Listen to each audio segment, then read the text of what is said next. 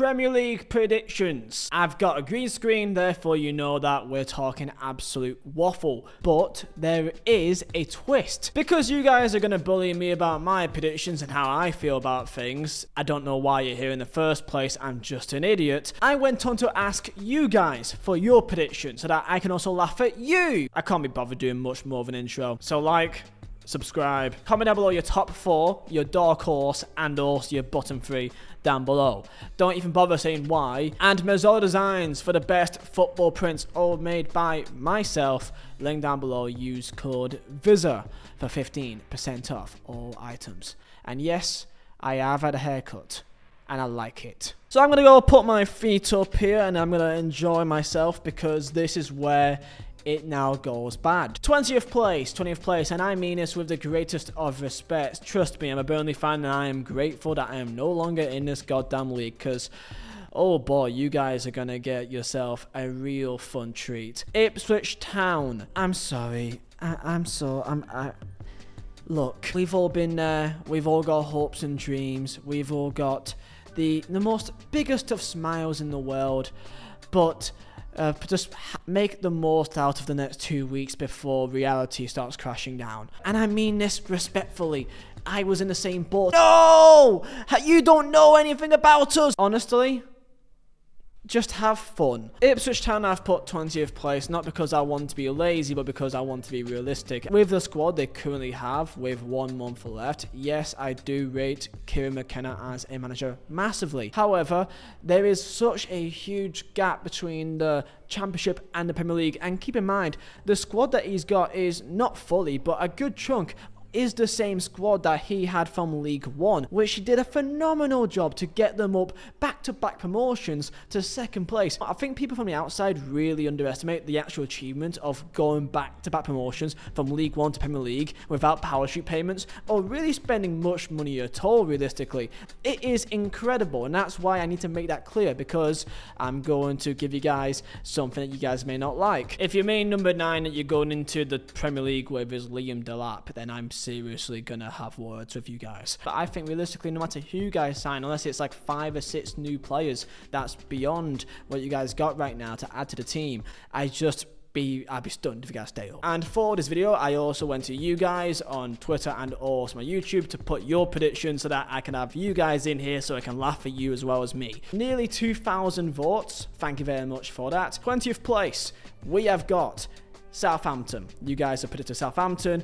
I don't blame you guys. That makes complete sense. I don't think anyone's going to be having a massive goal for Southampton in 20th place. That's fine. And 19th, we're going to go for a team which I think is also similar to Ipswich in this manner, but I feel like they're going to try to adapt a bit more. They got a bit more experience, but I still think it's still too much. Southampton. Russell Morton's style of play, I think, will get caught out and found out so much in the Premier League. If he's going to try to pass that from the back, that's going to be the death of them. Similar to Ipswich, I can't really see where the goals are coming from either, unless they buy like a big boy number 9 or 2 of them, or a proper like clinical winger, which I can actually see do well. They signed Brea to Diaz. He sucks. I'm sorry. Like right now, their front line, they've got like Ross Stewart, Adam Armstrong, and if their keeper is also Bazunu or also McCarthy, oh man. Again, similar to Ipswich, unless if they sign like 4 or 5 new players that will take them to a level above, I just can't see them staying up. I can't see who's scoring the goals. With their play style, I think they'd be caught out in the defence countless times. Yeah, 19th. Now in 19th place, you guys have gone for Ipswich Town, so the other way around to how I see it, which I mean, I get it as well. I just think that there's maybe a bit more experience in the Southampton team. Okay, let's get underway here. So of course I'm now wearing a different shirt, as my bottom 3 is now going to be a little bit different, mainly because I've had a more of a think about it, and I got to tweak it around a little bit. So basically 18th place, it was a club, now it's no longer that club. Pretty easy to explain. So 18th place for me is actually going to now be Southampton, and therefore now in 19th place I'm going to go and put in Leicester City. They've now lost Dewsbury Hall, which was their best player last year. They've so far not replaced him, and when it comes to a overwhelming issue with a points reduction on the horizon, we don't know exactly how much that points reduction could be. It could be people saying 10 or 12, maybe it could just be 6, we don't really know, but they will receive a points deduction, and I think that could play a big factor too. I did forget that they did have a points deduction, so I'm going to put that in here now. So I put 19th to be Leicester, 18th to be Southampton. And you guys for 18th predicted Nottingham Forest. You guys predicted Forest to be 18th, which, I mean, they were 17th last season, so I can understand why you guys would say that. So in 17th place, who do I think? And realistically, 18th could actually be 17th. It could be. People will still be annoyed with me for this. However, I'm going for Everton, 17th. Yeah, I know you guys can't catch a break. The loss of Onana is the last season at Goodison Park. I mean, I can't see a world where you guys go down. Like, it'd be incredibly traumatic if you guys go down this campaign. I'll be stunned if Sean Dyche stays there for the entire season. I'll be stunned, honestly. You've lost Onana, but you've brought in Ilman Ndiaye. You've brought in O'Brien as well, a new centre half alongside Branthwaite, who I presume will also stay. Branthwaite potentially, if no one's to buy him out. So you got Branthwaite with Tarkowski, with also O'Brien. But the issue for me, yet again, is the same as last season. I just think attacking wise, it is weak.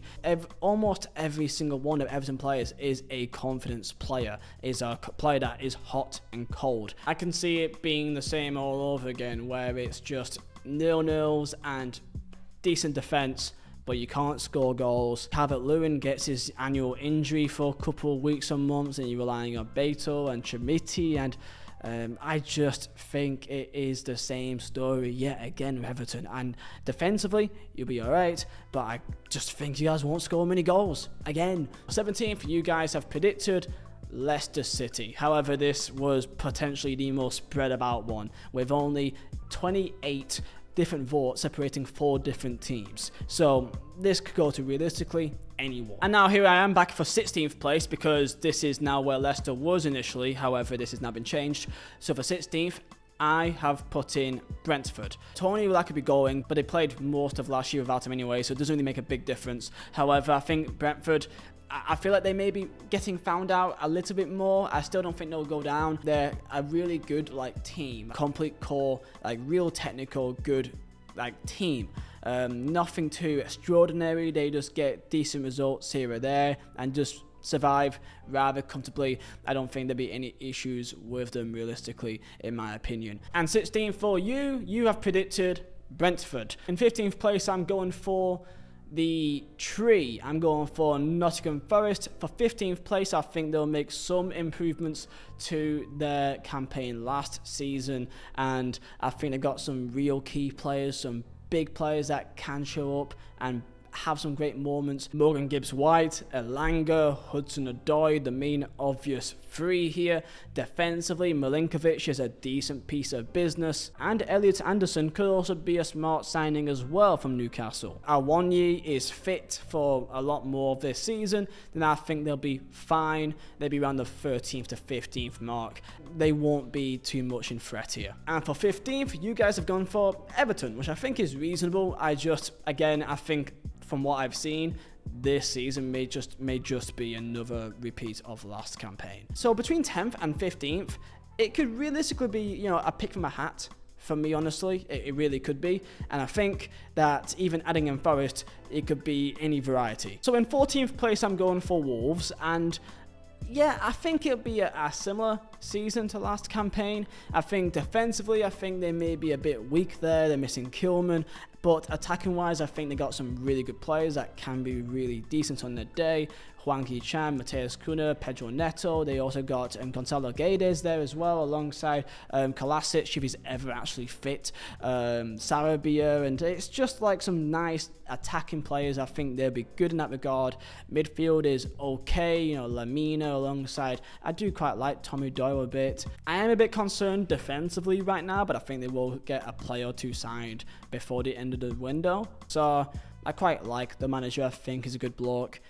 So I got 14th. And in 14th place for you guys, you have gone for Fulham. Fulham in 14th place, which I think is fine. Their form has been a bit shaky at the end of last season, so I think that plays a factor. So now in 13th place, I have got Bournemouth, which I think is a reasonable season all around. They've got a number 9 in Solanke that will always get 10 to 13 goals. I really like Alex Scott. I think that he's a really good talent. I think they have a great campaign.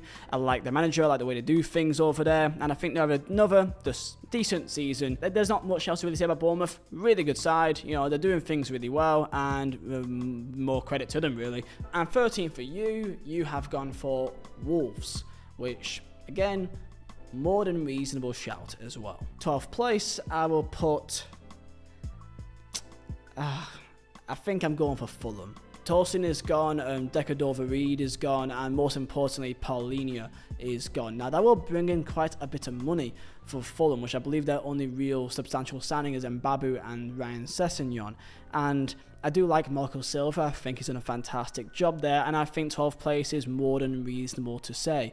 Now, this is relying on them spending at least 2 or 3 players with that Paulinho money. If they don't, then they could realistically go down to 14th or 15th for me. I still can't see them going down because I think they've got a pretty solid base in the team right now, and I think they've got a good thing behind them. However, this is more relying on them spending that money wisely, which I kind of have some belief that they will. 12th place for you guys, you voted for AFC Bournemouth, which, again, more than reasonable. So now in 11th place, and I may get a little bit of stick for this, and this can maybe bite me on the bum here, but I will go for West Ham United in 11th place. There are still some signings that they can still bring in, I'm very well aware of. I believe they've just almost brought in Somerville now, or looking to. There's also like Fulkrug and Wan-Bissaka potentially, but I'm looking at a team, I think that is still, like, in terms of depth, I think they're still quite prone to many situations happening that they could just be really weak in some areas. Yeah, West Ham, I'm going to stick with 11th place. And in 11th place for you guys, the community, you've gone for Brighton and Hove Albion. I don't know if I'm purposely doing this the opposite of you guys, but it does seem to be working out this way. 10th place, I've put them as high as I really can, and this is more to the respect of the manager. I'm putting Crystal Palace in 10th place, my prediction. Now, of course, Elise has now gone, and I feel like because of how they ended the last season, this is really going to swerve how people see them. People have predicted them 8th and 7th.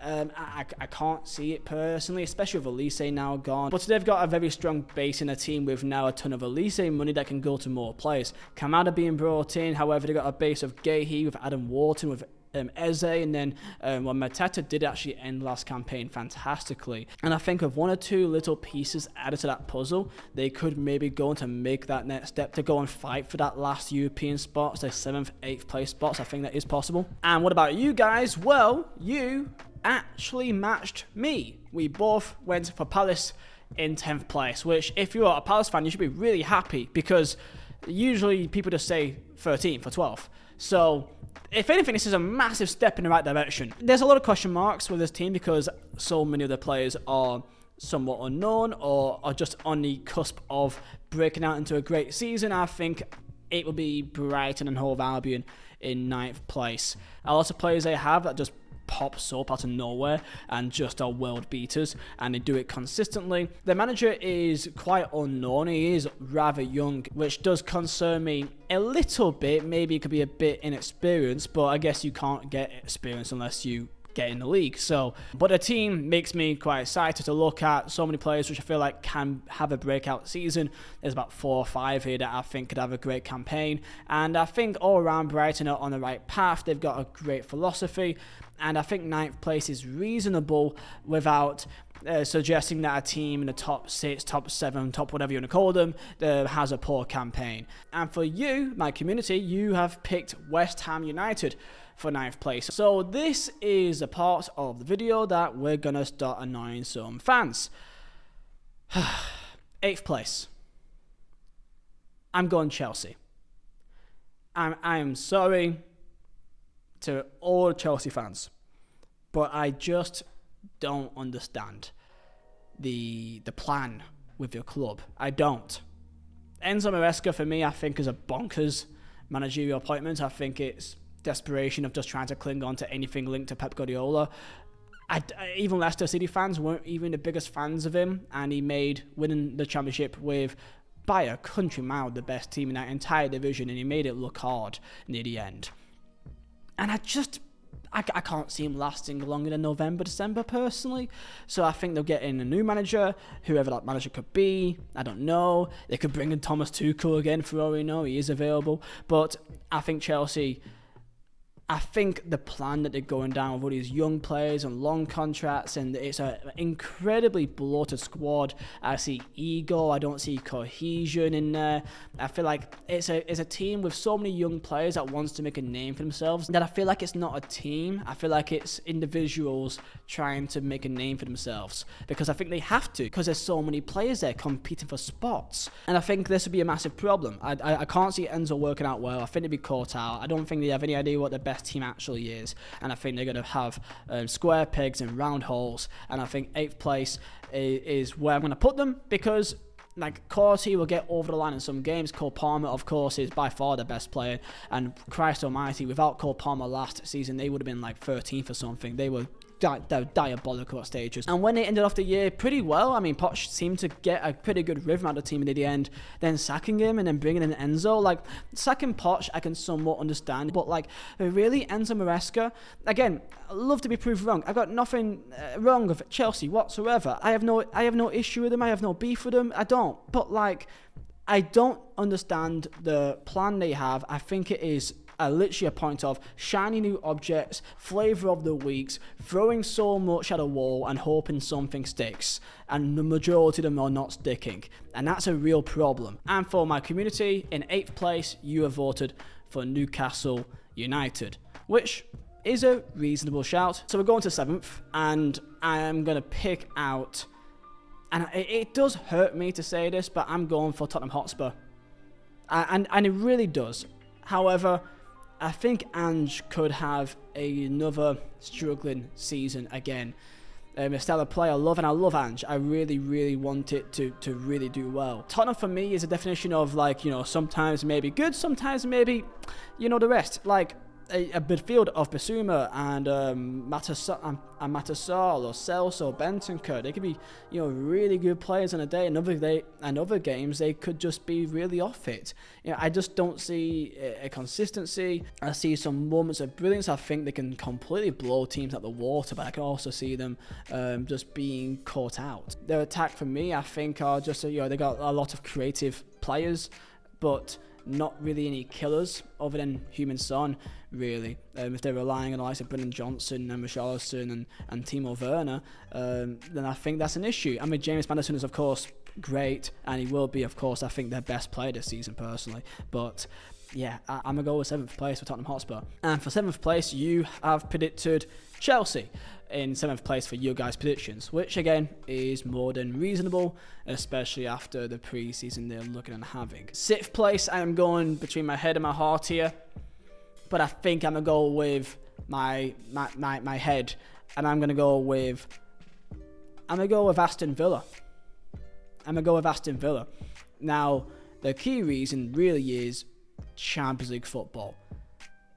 And I know that seems like an excuse, and I'm sure it is. I'm sure it is an excuse. And they got Unai Emery, so of course you can always expect him to be the one to balance that out perfectly. And I think balancing out the Champions League and also the Premier League, I think we'll get them to 6th place, and I think that'd be a great season. And I don't think anyone will have any real complaints with that.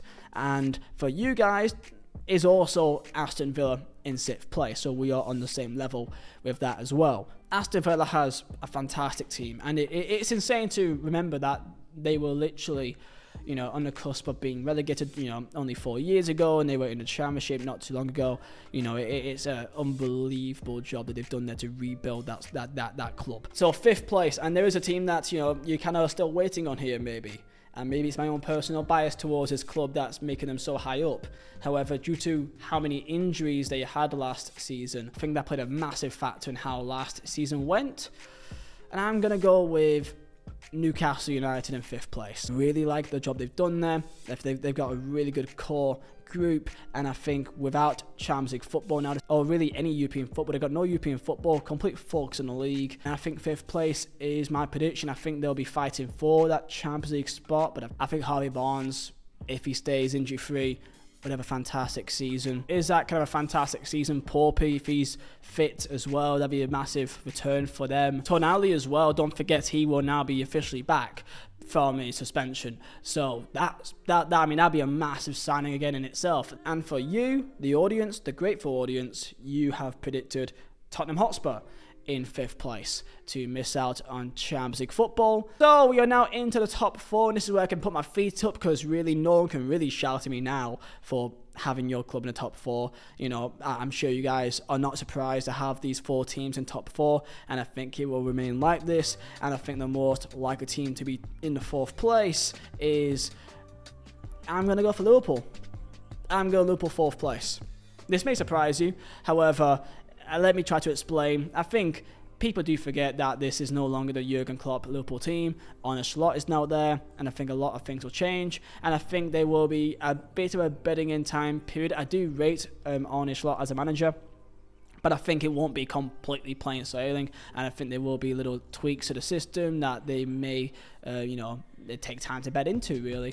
And I think 4th place would be a good season for them with that context. I may have people annoyed at me because of the club that will be above them. However, I just think because of how long they've had under Jurgen Klopp, there will be a few changes, and I would not be surprised if they just have a season with a few inconsistencies.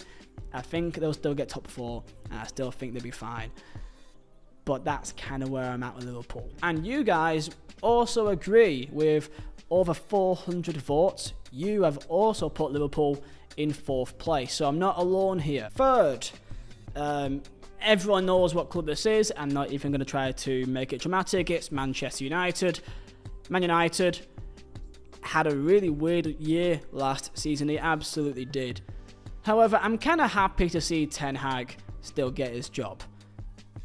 There's some part of me, I can't explain it, but I really want him to do well. I really do. Like, I would love to see a world where he can crack on with them. But there's still so many question marks in that team in terms of how can they get to that next step. I think Højlund could have a better season this year. I think he can go a long way. Lisandro Martinez, I think, was a massive miss, and he should be back, and that will be a massive help for them. So Lisandro Martinez alongside Lenny Yoro, I think would be a great combination. I think it is a solid enough team, and I think 3rd place is more than reasonable. And you guys also agree, which you guys also put United in 3rd place. And now the top 2. Surprisingly, it is between Arsenal and Man City for the title. I can't really see a world that, even though United's 3rd and Liverpool 4th, I can't see them being really close to either of these two. And I'm going to go with my heart here more than my head, and kind of go with a side of probabilities. In 2nd place, I'm going to go with Manchester City. And in 1st, I'm going to go for Arsenal. The reason why is literally, surely City can't keep winning the league. You know, like 4 in a row. Are they going to get 5 in a row? 5 titles in a row?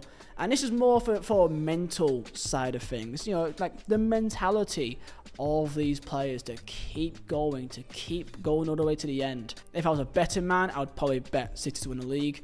But out of pure predictions, I want to see a world where Arsenal wins the league, or really anyone else, just out of pure competitive nature of the Premier League. Arsenal are still moving forward. They're not getting weaker, in my opinion. They're still adding to the squad. They brought in Calafiori. They've also let go some like lesser players like Emil Smith-Rowe behind them. City ain't adding much either. They added in Savinho, which I think is some decent little depth here for cup games or Champions League. But I don't think it'll be a main starter for City really. And this is what I'm gonna say. This is my heart speaking more than my head. Arsenal or anyone. Arsenal, I hope they win the Premier League, because I think they deserve it as well. So maybe this is the year. And for you guys, for the prediction, it was Arsenal 2nd and City 1st. Again, I can be completely wrong. I know I can. However, I think my prediction, not last year, I think I was good enough. I think I was like midway. Comment down below your thoughts, your top 4, your dark horse, and your bottom 3.